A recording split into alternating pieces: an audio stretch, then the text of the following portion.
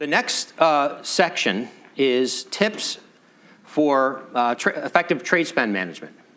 Now, trade spend management is not trade spend optimization. If you're into this stuff, you know what I kind of mean. Our trade spend management module is really a fairly simple way to manage your spending, right? Your trade spend. There are other tools that do much heavier analytics around lift when you execute a certain promotion, tied to pricing and other things. We've kept our solution with a fairly simple data model and a fairly simple, sort of workflow that you can go through as a company to be able to manage your spend pretty effectively. And there's many different levels you can get to. You can make this much more robust and all about every single transaction in the company and spend in the company, or much less so, and use it more as just a way to track what marketing programs are being executed in an account. Okay, so I want to walk through this a little bit, but really it's about executing your strategy with giving that visibility and accountability to the spend. I talk to customers a lot, and they say, I've had someone tell me that, off-premise tastings for wines, I mean, it's a great sales driver, right? When we do them, we know the business goes up. We don't know how much, but we anecdotally know they really work, and we'd love to do more of them. And we actually have money to do more of them. And the reason they don't is because we don't have a good way of managing it. We are not sure which accounts have gotten the promotion and have executed, the tasting. We don't know how many we have left or budgeted for. We don't get reporting back about the event and how well it went. So they're lacking the ability to manage it, and therefore it's money, right? We're talking about spending money. Immediately, slow down. We don't want to waste money. Hopefully we envision this module enabling people to take their funds, get them planned, get them executed, and have it all visible to everyone in the company, including the CFO, right, who wants to see it. So here are some questions. This module is good for you. And by the way, this module is used very widely on a very light level by many, on a very deep transactional level by a few, but large companies. So you got to figure out what's right for you. But listen, if you want to be able to answer these questions, what marketing programs are available right now for me to use to activate the business in my account, right? If you're a field rep, right? So our application can give that clarity, right? Here's a program you can use right now. How much money do I have to spend? If you're managing people in the field, especially on the supplier side, you get that question, right? We say, hey, we want to run these tastings. First question you get asked is, how many can I do and how much money do I have, right? Okay. And then, if you want to put approval mechanisms in place that say, hey, can I do this in this account, right? I want to spend this money on a program in this account. Am I allowed, right? And have the management approve it, right? These are workflow things that just help people in the field be able to leverage these programs that you're trying to execute.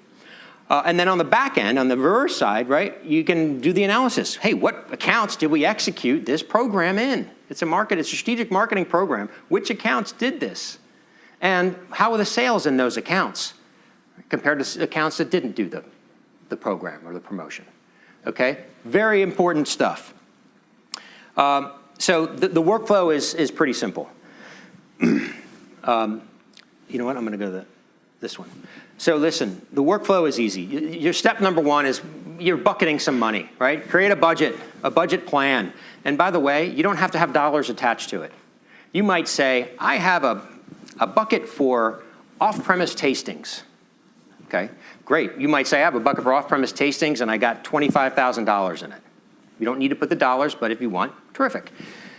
From that, once you get your buckets set up, you write the specific programs. And a lot of these could be developed by a trade marketing team or corporately, but also by the field.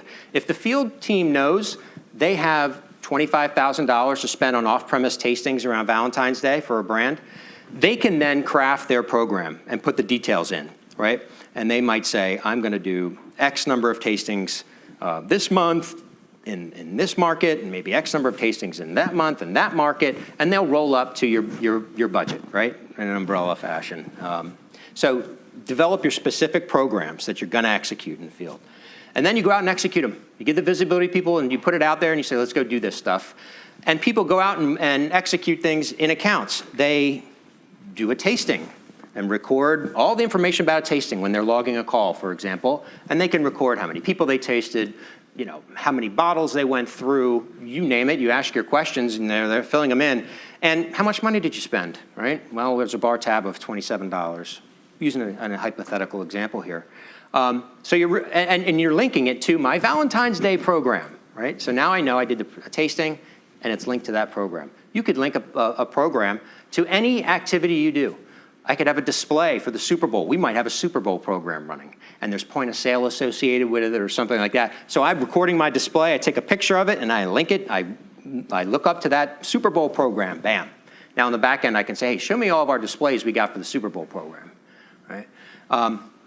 So record the activity in the field, and you're gonna do your measurements and all that moving on. If you're interested in, as I said, not using dollars, just don't use dollars, right? I got a menu in this account. It's for the Halloween, drink program, and you're just linking it up, and it's not a financial tie-in. So you could take it to either extreme. If you want to get more complex about it, which a lot of bigger companies do, is they want to be able to plan their spends, right? So after they've come up with these programs and bucketed things, now people in the field have to say, oh boy, I am going to do that tasting in that account next month, and it's going to cost me $100. So they're planning where they're going to spend their money. So as a manager, you can look back and say, I gave you $10,000. Where are you going to spend it? The guy can say, well, here's my plan. I'm going to do these tastings here, this, that, and the other thing, and see how it rolls up. Then when they go and execute them, they do the programs, and the actuals flow through, and you can see, what did I execute against my plan, and were there any dollar variances, et cetera. So plan spend are almost equivalent to a PO, if you will. It's a much more complex and labor-intensive way to manage your business, but boy, if your company's into it and dedicated to it, then wonderful. You're gonna get tremendous visibility and detail about where you're planning to spend your money, where you spent it, and all the way down to the transaction level. So again, you don't need to take it that far. So the real questions are, do you want to include budgets, in your programs? Number one. Number two is, do you want to plan all the individual spends before they happen? Maybe even have an approval process, right? Number three, do you want to integrate all of your transactions so that when you get an invoice, you're able to code that invoice, right, in the system to that program, and work with finance to handle your GL accounting and everything else, and get the invoice paid, and it's going to roll up to the right budgets and codes. One great example that people don't realize is I'm a distributor manager. I've been given 10 grand to do sales promotion in my market, and I want to run an incentive for my distributor for a Valentine's Day program, and I'm going to pay an incentive on whatever to the reps. Great, that's a program. Record it in the system. You've got a program running against a distributor. You've outlined all the details. And when the program happens, your distributor sends you an invoice, right? You get the invoice, you code it back to that program, and it's a chargeback, right? It's a bill back. So you can use this across lots of different types of transactions and activities. And if you really want to pay close attention and approve someone spending money before they do spend the money, it's a good way to do it, right? And you've got a paper trail. You don't get the old, hey, you told me, or I went out and did this promotion, and companies getting stuck with a big bill at the end of the day, and you're saying, I didn't approve this. This can help eliminate some of that. All right, so in terms of the reporting aspects of it, basic dashboard here, right? What's my budget? How much have I spent? What's my balance, right? But giving visibility to the field, people who in the market who need to know. They don't have to log into your ERP system, right? They don't have to ask somebody to run a report for them in the financial department. They can see this stuff on their own dashboards, which is critical, right? Give people in the field this visibility. even down to the program level. You know, I got all this money here, you know, 650, I spent this much, I got this much as a balance, and when you go down here, you can see the lines of each program detail, right, and how each program was budgeted and how they're rolling up. So you're getting a lot of granularity and some good reporting. You know, now you're talking about comparing activities to sales, right, which is the next step. And here's an example of, you know, some activities that were done against the program, which I've not put on here. But 143 accounts, right, did 211 events. They're promo events recorded in the GreatVines application. There's a spend, you know, recorded against it and lots of detail about those events. But 211 events and 143 accounts. This is my sales in those accounts for that brand during that time period. They're up 83 cases versus same time period last year, or 94%, right? The balance of the market, BOM, balance of the market, is only up 13%. So what I'm saying here is these 143 accounts are up 94%. Every other account in the marketplace is only up 13%. Maybe I can say that I'm getting some lift out of doing a promo event, okay? Sure, they buy in and, you know, you're paying them, you know, it's costing you money. But you're getting some good anecdotal stuff right away, right out of the box, okay? You can look at how your points of distribution have changed, not just how your volume have changed in accounts that did the program, and even the velocity, right? And then look at it by market, right? Okay, wow, Florida, we did this many, and look how Florida's doing, okay? Then you get even more granular. I love this chart, which is, hey, I did 17 events, you know, in September, and this is my sales plus minus. So we grew 18 cases versus last September, right? I did 71 events, we grew by 34 cases, right? So I can see, hey, more events I do, more cases I'm selling here. So you're comparing spend versus sales on a chart. And then by account, right? Slightly Toasted did 6 events. Here's what their sales have been, right? You can look at sales per event, or sales by, number of cases per event, et cetera, et cetera. And lastly is, don't forget this. For all the customers we work with that we get, you know, data from, whether you're a supplier feeding VIP data or you're a distributor feeding directly your sales orders, we've got all the revenue, right? We don't typically have margin and cost of goods and things of that nature, but we at least have your revenue in a lot of cases. And so now you can start to say, okay, I spent an average of $80 per event, and my sales in accounts where I did events grew by 5 cases versus last year, which was $240 in revenue, right? Now you're starting to do even more of an ROI type of analysis of spent versus revenue. Everybody has access to that and this. So I encourage you to, yeah. How do you do that as a supplier? Well, it depends on who's giving you your sales data.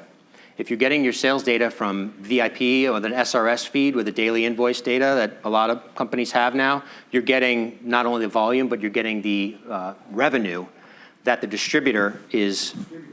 Correct. Yeah. All your sales data is distributor data, right? So you're getting your distributor revenue on every sale.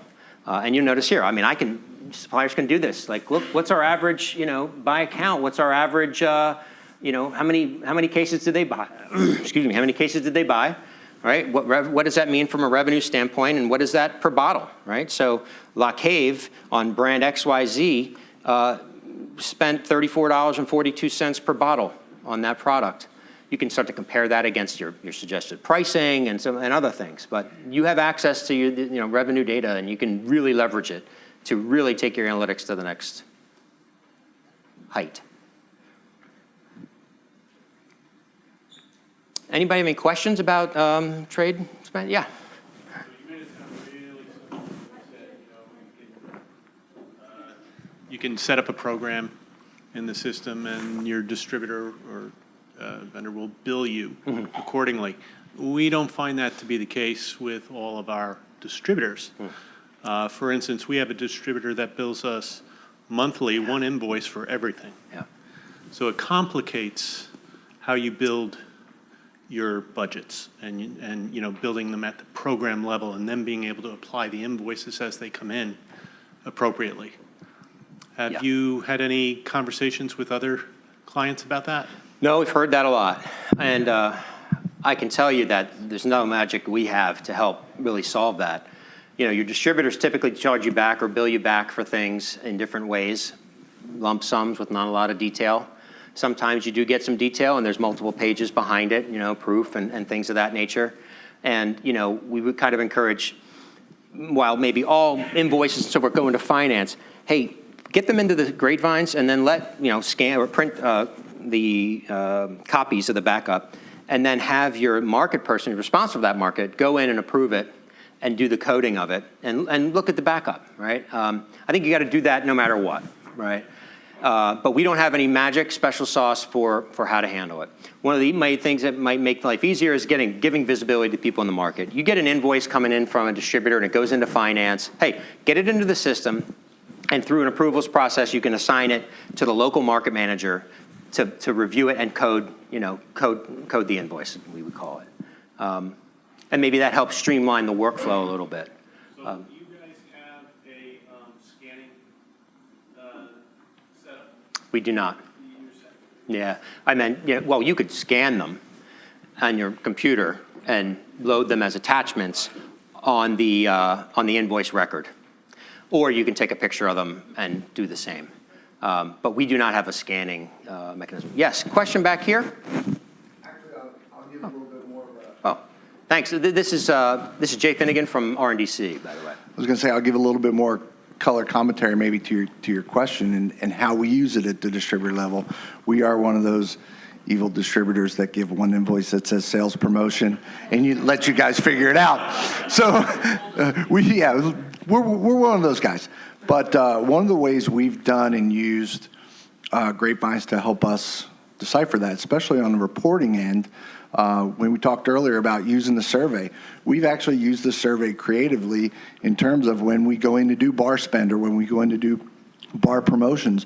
We've actually used it almost like an expense report where you take a picture of the receipt, sales rep has to take a picture of the receipt, and then document the account and everything that goes through there. So we've built a survey exclusively for promotions that then we can give a full report plus backup of the receipt, the times in which the rep was in that account. So we've been better at being able to bill to a sales promotion by actually having that backup, and it all tallies because they've put in how much, you know, what was the average cost of the shot or the average cost of the drink or the cocktail, and then actual picture of the itemized receipt. So that has helped us in getting back to some of that billing.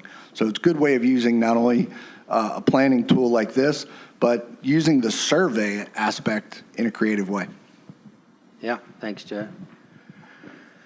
Yeah, and that was fairly easy to implement, right, with you guys. You were able to adopt that, you know, that workflow and that reporting about the spends, you know, fairly quickly for a big company. So it doesn't have to be, you know, too much heavy lifting. Now, integrating with, you know, your ERP on POs and, you know, every single transaction and having an integration there is also possible. We have lots of integrations with ERP systems, even the financials down to transactions, that we've got workflow and other things baked in so that teams can really manage this in a much more comprehensive and full manner. It's a lot of work. I mean, that's not easy to do, and we're working on ways to improve our interface to make it a lot easier. But it certainly is a challenge, and hopefully our application is making it easier for people to get it done and do it. So, other questions? Yeah. Yes, the question is, can you show what it looks like from a salesperson's perspective who's looking at what programs are available? You want to come up with a mobile app, Jim? Do we have programs on something? Yeah. Okay. How you want to do it? I'll leave it up to you to... Give me a second to Yeah, switch let us show you. yes. We'll show you in the mobile app how it can work. Okay. Yep. So Which they, full disclosure, they can't do in our current mobile app, but this is part of what we're doing in Serenity. Well, that's not true. I mean, they do a lot better in the new exactly. one. But currently, you can... Yeah. Sure. Mm-hmm. Yeah, so we have in our application, hopefully you guys have like a trade spend or pricing application or something configured with all of this data. So you see here, for example, in Lightning, which we didn't spend a lot of time demoing, we've got 5 total applications, you know, that you can toggle between that have different sets of data. So for example, when I go into the pricing and TPM, You see we've got across the top the budgets, the programs, the POs, the expenses. So as a manager, you can define all of these programs across multiple lists. We talked earlier about Serenity having this concept of my lists. So as you build these views, like show me all my price support programs, show me all my Griffin Bay programs, you can decide what do I want to put in front of the sales team. So maybe these are our top 5 most important programs for the quarter. These are all the programs we're running all year. So this is what it looks like in browser, right? Just like managing a spreadsheet. You can filter it, you can sort it, you can keyword search it right here. But what we can do now is then take that list, for example, Griffin Bay or all active programs, I think is the one that we have linked in. And we can set it up so that you'll see all of your active programs. Here they're called current programs, as one example. But then You can drill into them and see more detail if you need to. yeah, so if, depending on how you're building out your programs, you see we've got custom text fields all over the place. Is there a parent program, like an umbrella that this falls under? This is part of our holiday wine and cheese pairing budget plan. So to Tim's example, a budget plan with no actual dollars, just sort of an umbrella or a container. But then also, if you go down into my lists, all we have to do is configure programs like you see here. And then we can expose that same list of active programs that would look in their mobile app. So. But and in addition, if you were to go to an account and you were to log a call and you were to do an activity, you wanted to relate to a program, show them that. Do we have program on a lookup on menu or on something? I think we do. Probably. Yeah, so if we think back to the visit sequence that we did before, one of the steps in that sequence, you see here, cocktail menus, staff trainings. So maybe we're training them as part of a program. It may or may not, let me do this, let's see.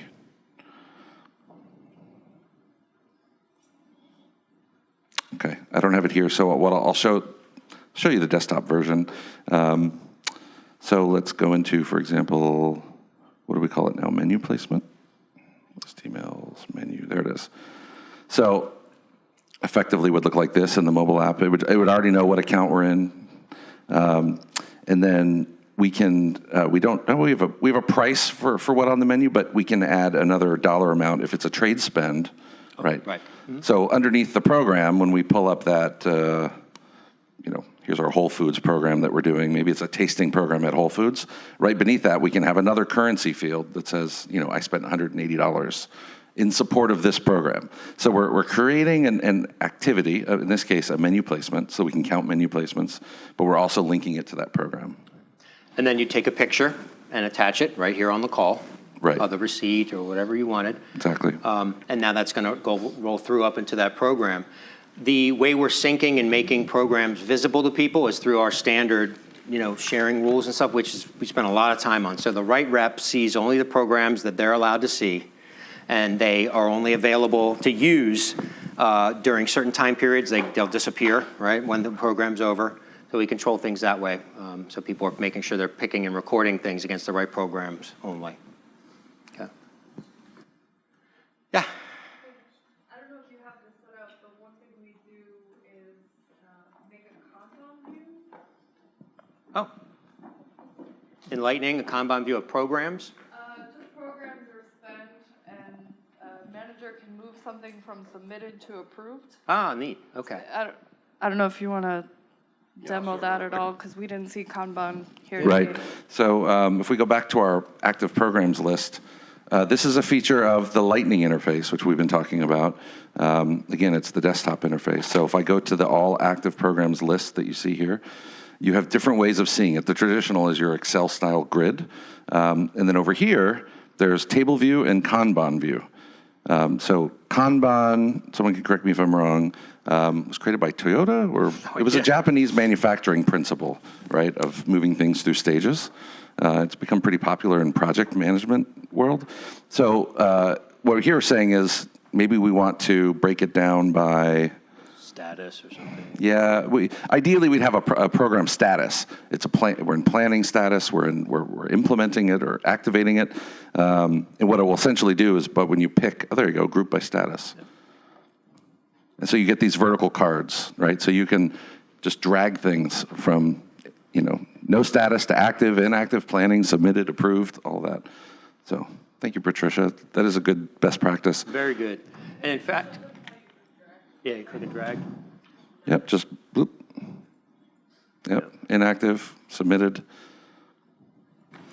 And so those of you who haven't migrated to Lightning yet and are using this module, I know some in particular, I think the Lightning interface will give a lot of enhancements to the workflow that you go through in terms of coding an invoice or managing those spends when the field has to approve things and whatnot. The Lightning interface will give you a lot more functionality to be able to do that in a much easier and concise fashion and hopefully ease the burden of that kind of thing.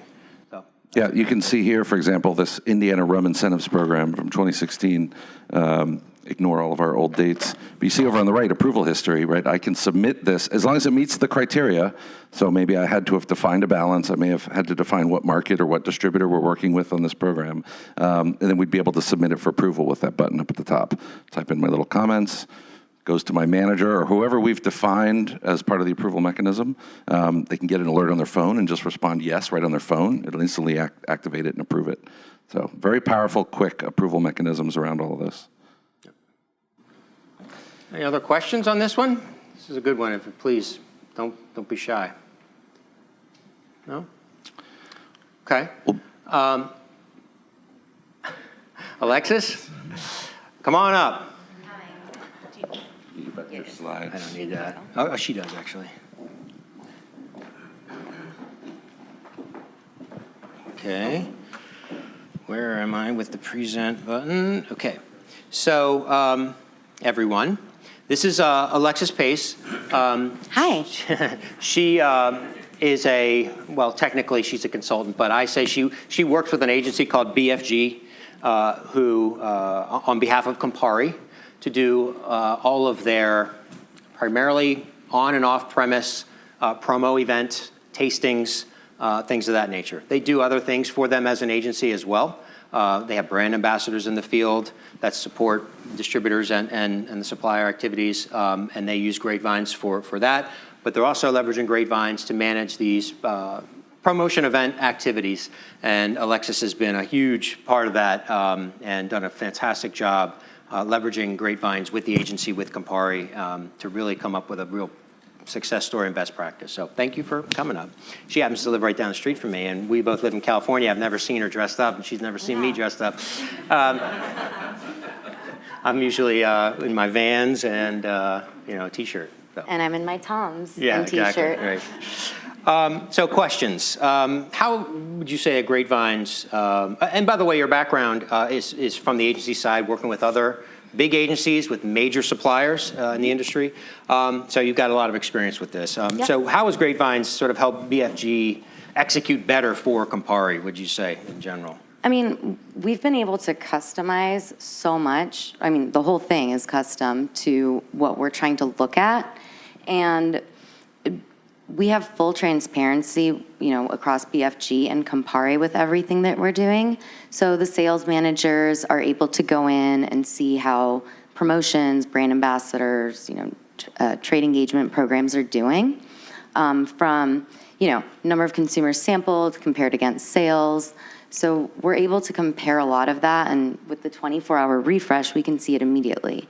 So Campari doesn't have to wait for the agency to pull together a report. They can get in there and see everything that the agency's doing. Another really big part of it has been, everyone who's worked with promotions, right? We have samplers or promotional models are filling out a lot of the recaps. And if any of you have ever seen the immediate one, they'll say something like there's 70% men and 50% women at a promotion. You're like, that's amazing. Locking things together so that, the conditional formatting that Data validation that Tim was talking about earlier. By locking these things, we then have fewer errors within the reports. So it just helps the immediacy for anything that anyone at Campari or BFG wants to do. Someone was asking before about third parties who could go out and take do surveys and so forth. Well, essentially BFG is a third party, right, for Campari, and they're samplers. They've got, I don't know how many thousands. They've got samplers going out and executing the tastings in stores and bars, and they're using our mobile app to record all the promo event stuff so that the data comes directly into this system. It's Campari's, right? So community licenses is the term I'm thinking of, are leveraged big time with agencies to enable them to do this stuff in your system. Right? So, and, sorry, to that though, because the licenses are different, the samplers, they don't get to see our sales numbers or anything. They only are able to do what we've given them permission to do, which is fill out a form that has been assigned to them. So they can't go in there and mess too many things up, which is, it's great. It's really helpful for this. What are some of the key metrics that you're using to analyze this trade marketing activity, inside GreatVines? Well, you showed a couple of them off. Yes. But, we're always looking at RAD, the volume. We're, comparing, seeing what the actual volume is, the change, percent change, comparing that against balance of market. We're looking at points of distribution. Those are the two main ones. We do look at velocity, but that can, give you some different viewpoints. And then, again, with the customization, I'm able to look at promotions. I can see from January through December, or maybe I only want to look at the months where they were executing. We can see that. We can also compare, a project I was working on recently was our promotions from fiscal 17, and, are we still getting lift in those accounts? Does a program last longer than your period of execution? And it's pretty interesting to see which brands and which programs do continue to last versus clearly this was sold in to get this promotion and buy. So, that really helps with determining strategy and how much money we want to put behind things, what markets we want to be in. Do you think the quality of the activity is improved? Yeah, hugely. I'm able to see everything that anybody within Campari and BFG is doing. So we get some really interest, right there on one screen without, cobbling together multiple documents. I'm able to see things like, wow, we gave this one account 15 promotions, a salesperson called on it 15 times. A brand ambassador was there 10 times. We have one menu placement. They bought 2 cases, right? So we're able to look at things like that and make significantly better decisions for how much time and money and what is working. Some accounts, a promotion is going to be what gets them. Other accounts, it's not the promotion, it's the salesperson.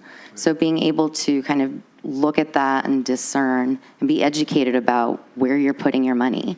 In the past, for me, it was always looking across multiple documents, then you're, trying to, it just took forever, where now I just click download, so. Yeah, comparing activities versus sales data has always been a challenge for agencies, and proving what the ROI is or what lift is or things like that has always, in my experience, been a real challenge. And they've been able to do it all in one system and have it immediately visible to everybody, from the sales guy who's from Campari, who's in the local market, who is responsible for that account with the distributor. He can see it, and so can the head of marketing at Campari, right, who's allocating the money to this program. Right. And before GreatVines, I was getting sales data, and it's, here's your sales data from 90 days ago. And I'm looking at this going, oh, great, I'm so glad we kept spending money in these places. Where right now, with the 24-hour refresh, except for Texas, we're able to figure that out pretty quickly and see what's going on. All right. Mm-hmm. Good. Yeah. Thank you very, very much. Any questions? Yes. Please. At Campari, are you, when you do a program, is it the same for each market? Or are you giving each market the flexibility? Like, let's say the Valentine's Day program that you talked about, are they calling it something different in each market, or is it the same across all markets? No, if we have one program that we're executing in multiple markets, I have one program name, and then within that program, I have it divided by the markets. so that, again, I can see what we've allocated versus what has been executed. And sometimes markets trade, right? San Diego might be seeing that something's really working for them or it's not working for LA, so they might shift some allocations over. But, so, it's sort of the umbrella with the individual markets underneath that. So consistency is important. Absolutely, yeah, definitely having a naming cadence. Yeah, if I could answer, I mean, the way the data model is, we've got a couple different levels where, of buckets, if you will, right? You've got this, this budget, and under that, we call it, there's a budget plan. And you can have many different budget plans that roll up to a budget. And then under that, there's many different programs that roll up to a plan. So you can nest things in this hierarchy so that you could have one program that's running nationally, but you've broken it out by market. And that market knows what they're getting, and they execute that, and it rolls all the way up to you at the top level as a program. So a lot of flexibility with how you structure that, that hierarchy. Sometimes companies like to do it almost on their GL codes, or I don't know, like they have their budgets set up. Other times you do it by marketing program. I got a Valentine's Day program for the U.S. Then I got different regions at different levels, and then each one has their own program, and they all will roll up. So it depends on how you want it, but it's very flexible that way. We'll also divide national accounts so that if I want to only see what we're doing, within a program, rather than having to pull individual accounts out of a market, again, you can always filter, right? It's pulling things out manually that's a pain. All right. Well, thank you very much, Alexis. See you back in Venice tomorrow.